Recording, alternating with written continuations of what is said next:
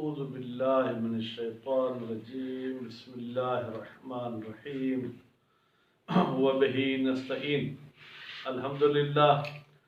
ہماری گفتگو ان اشیاء کے بارے میں ہے جن کے کھانے کا ذکر قرآن حدیث میں کیا گیا ہے۔ کل گوشت کے موضوع پہ میں نے کچھ گفتگو کی، آج میں مرغی کے انڈے کے حوالے سے کچھ گفتگو کروں گا۔ کسی ایک مقالے میں نے پڑھا کہ انڈے کے بارے میں 13 روایات ہمیں ملتی ہیں۔ اب ممکن ہے کوئی شخص تحقیق کرے اسے زیادہ ملے، ممکن ہے کسی کی تحقیق کم ہو اسے کم ملے، پر اس مقالے کے بقول جو ہے وہ 13 روایات انڈے کے بارے میں ہیں۔ اب کیا سب انڈے کی فضیلت کے بارے میں ہیں یا کچھ انڈے کے نقصانات بھی بتاتی ہیں؟ تو اس سلسلے میں پہلے تو میڈیکل کے حوالے سے جو بتایا گیا ہے، کہتے ہیں کہ وہ ڈاکٹر حضرات جن کا تعلق، جن کا سبجیکٹ، جن کا موضوع کھانے پینے کی اشیاء ہیں، تو کہتے ہیں جس طریقے سے گوشت پروٹین سے بھرا ہوا ہے، اسی طریقے سے انڈوں میں بھی کافی ساری پروٹین موجود ہے۔ خاص طور پر وٹامن ای انڈے میں زیادہ ملتی ہے، اور یہ وٹامن ای ایسی ہے جو انسان کے بدن کے لیے انتہائی مفید ہے۔ اگر یہ وٹامن ای کم ہو جائے تو پھر انسان بچے کم پیدا کرتا ہے۔ اگر عورت میں وٹامن ای کی کمی ہو جائے تو اس کا بچہ ضائع ہو جاتا ہے، اور اسی طریقے سے اگر وٹامن ای کی کمی ہو جائے تو انسان کی بینائی کم ہو جاتی ہے۔ اگر وٹامن ای کی کمی ہو جائے تو انسان کے سنائی کی طاقت، سننے کی طاقت کم ہو جاتی ہے، اور بہت سارے نقصان ہیں جو میڈیکل آپ کو بتائے گی۔ فرماتے ہیں وٹامن ای کے علاوہ وٹامن ایچ بھی اس انڈے میں موجود ہے۔ اگر انڈا کھائیں گے تو وٹامن ایچ بھی ہماری پوری ہوگی۔ اگر وٹامن ایچ کی کمی ہوگی تو پھر اس میں چمڑی کی بیماریاں پیدا ہوتی ہیں، زبان کی لکنت پیدا ہوتی ہے، اور اسی طریقے سے آپ ان سب چیزوں کو جو ہے کیا ہے وہ انڈے کے زردی میں زیادہ وٹامن ایچ پائیں گے۔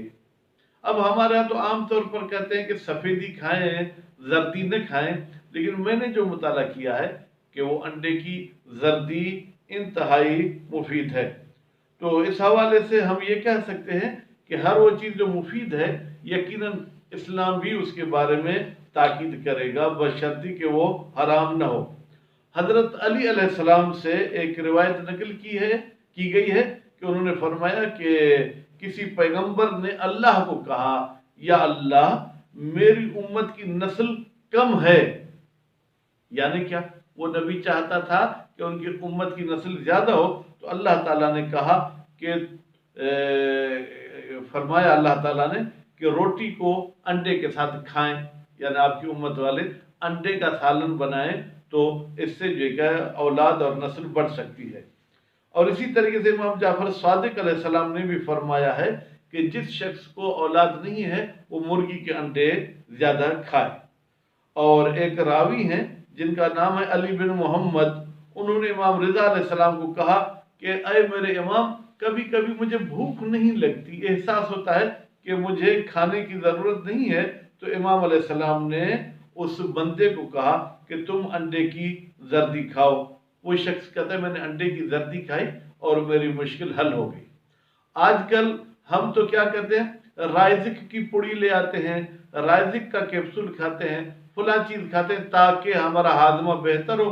امام نے فرمایا کہ اگر ہاضمہ بہتر نہیں ہے، آپ کو بھوک زیادہ نہیں لگتی، تو آپ انڈے کی زردی کھائیں، اس سے جو ہے کیا ہے آپ کی وہ تکلیف دور ہو جائے گی۔